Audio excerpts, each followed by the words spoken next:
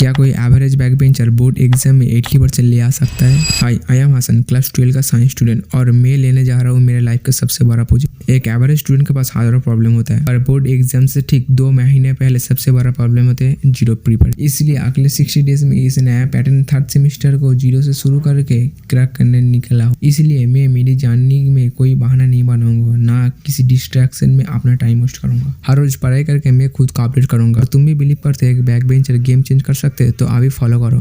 क्या कोई average back bencher board exam में 80% ले आ सकता है? Hi, I am Hasan, class 12 का साइंस स्टूडेंट और मैं लेने जा रहा हूँ मेरे लाइफ का सबसे बड़ा प्रोजेक्ट। एक एवरेज स्टूडेंट के पास हजारों प्रॉब्लम होता है और बोर्ड एग्जाम से ठीक 2 महीने पहले सबसे बड़ा प्रॉब्लम होता है जीरो प्रिपेयर। इसलिए अगले 60 डेज में इस नया पैटर्न थर्ड सेमेस्टर को जीरो से शुरू करके क्रैक करने निकला हूँ। इसलिए मैं मेरी जानने में कोई बहाना नहीं बनाऊंगा, ना किसी डिस्ट्रैक्शन में अपना टाइम वेस्ट करूंगा। हर रोज पढ़ाई करके मैं खुद को अपडेट करूंगा। तुम भी बिलीव करते हैं कि बैक बेंचर गेम चेंज कर सकते हैं तो अभी फॉलो करो।